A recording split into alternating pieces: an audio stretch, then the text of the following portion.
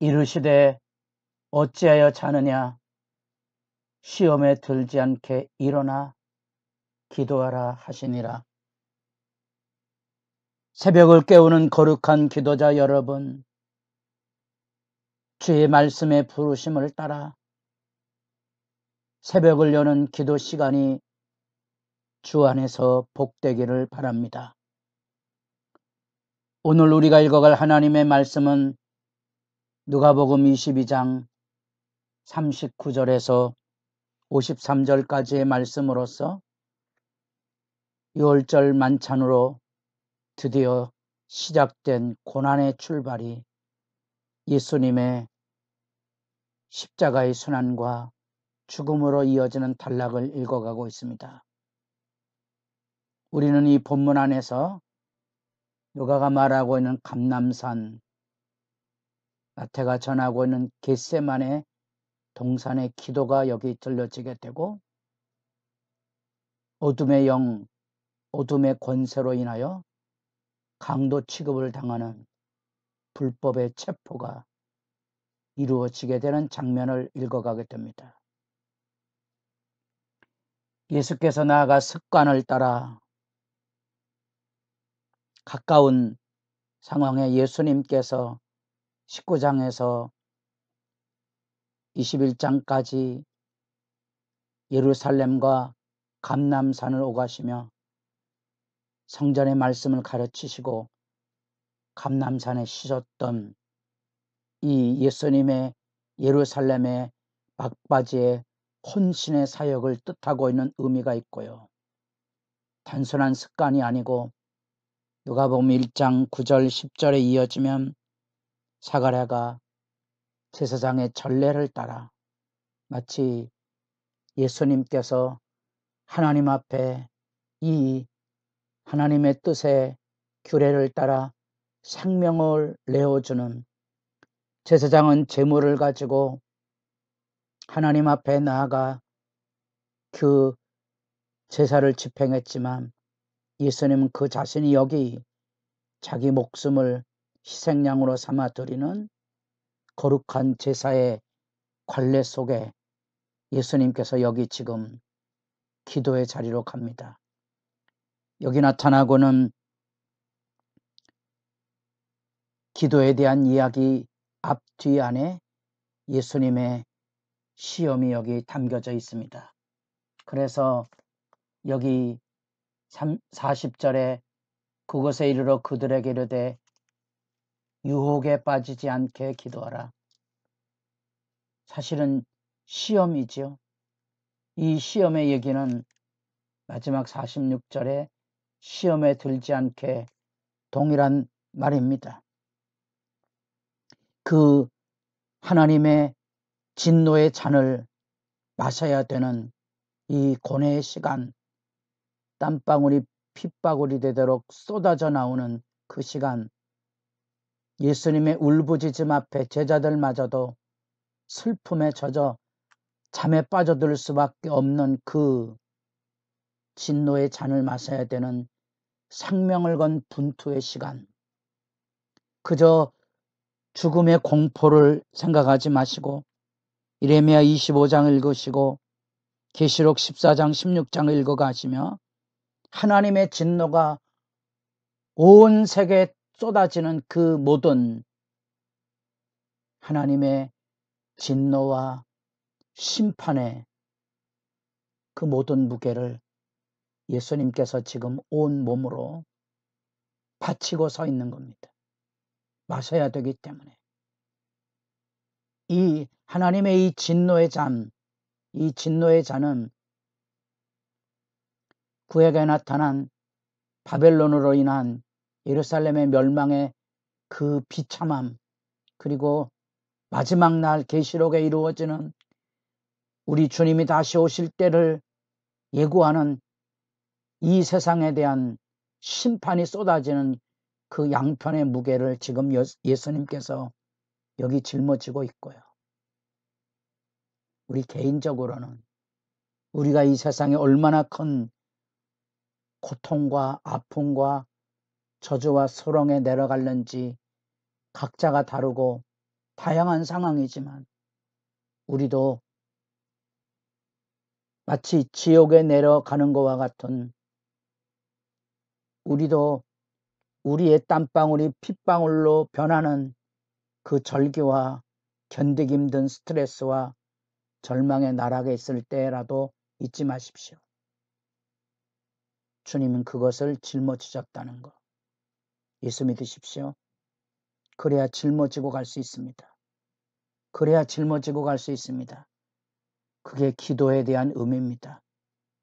여기 나타난 시험에 들지 않도록 기도하라는 이 내용 안에 여기 우리가 이 고뇌를 짊어질 수 있어야 하고요.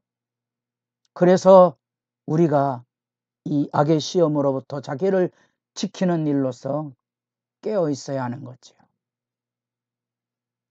우리가 지금 한 해의 고난주간 기도의 정점의 시간에 서 있습니다.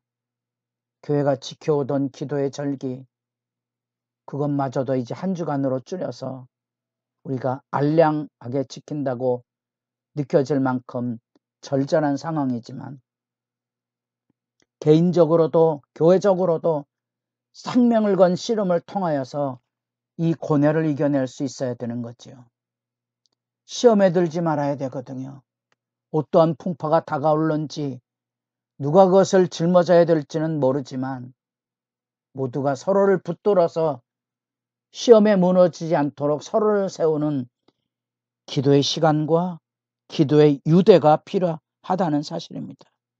그래서 하나님 앞에 진정한 의미의 생명을 쏟는 시간들을 통하여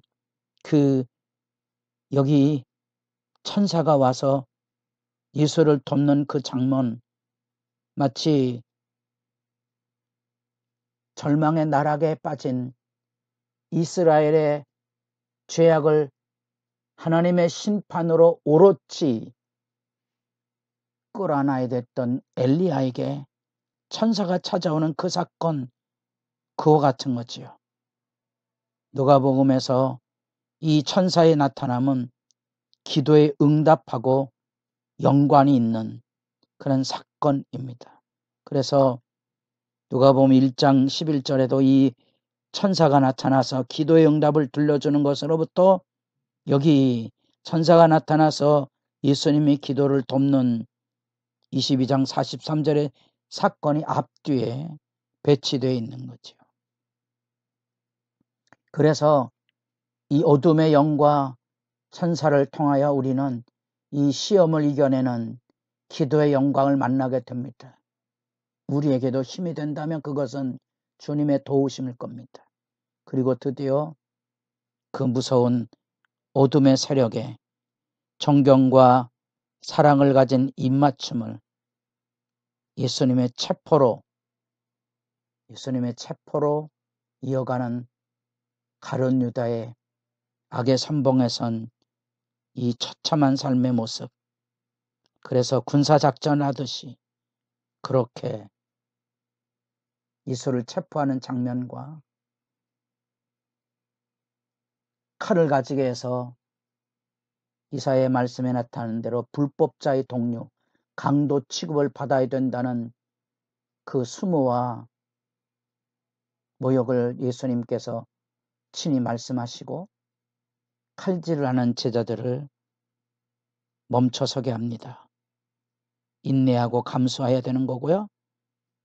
예수님께서 그 만행에 대한 귀를 잘라낸 그것을 다시 낫게 하시고, 그 어둠의 세력 앞에 예수님께서 묵묵히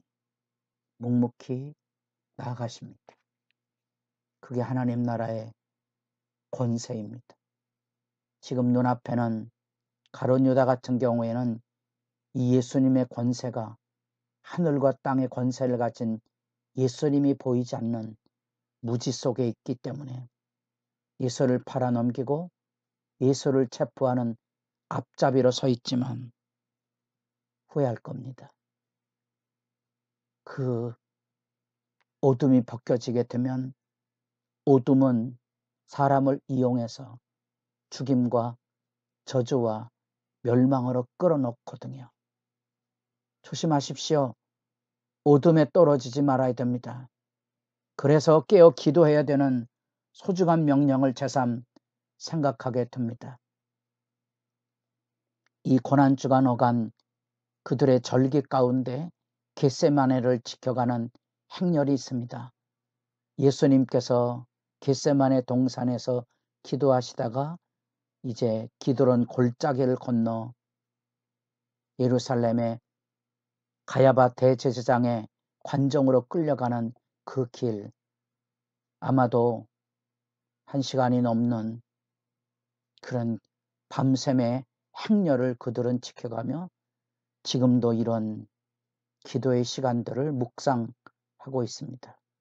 여러분들에게도 이런 하나님의 말씀이 그 지역을 짚어가며 지리를 따라서 여러분들 손가락으로 짚어가며 그 시간을 열어 가시고 시험에 들지 않도록 시험이라는 게 다시 무엇입니까? 진노의 잔을 예수님처럼 마시는 거고요. 우리에게 주어진 고난과 시련과 아픔을 묵묵히 견뎌내는 거지요. 교회당의 수치를 하셔야 돼요. 짊어져야 될 고난과 멸시를. 나는 죄인이 아니라고 아우성치는 그 수치를 아셔야 됩니다. 예수님께서 여기 나는 죄인이 아닙니다. 그렇게 겟세마네 동산에서 기도했다면 그분은 편안할지 모르지만 구원은 이루어지지 못했을 겁니다. 오늘날 교회당에서 여러분도 고난을 감수할 줄 알아야 여러분 믿음의 길을 걸어가는 진실을 만나게 되고요. 교회의 영광이 십자가의 복음 안에 샘솟듯 열려지게 될 것입니다. 잊지 마십시오. 기도하는 이유, 고난을 짊어지고 가자.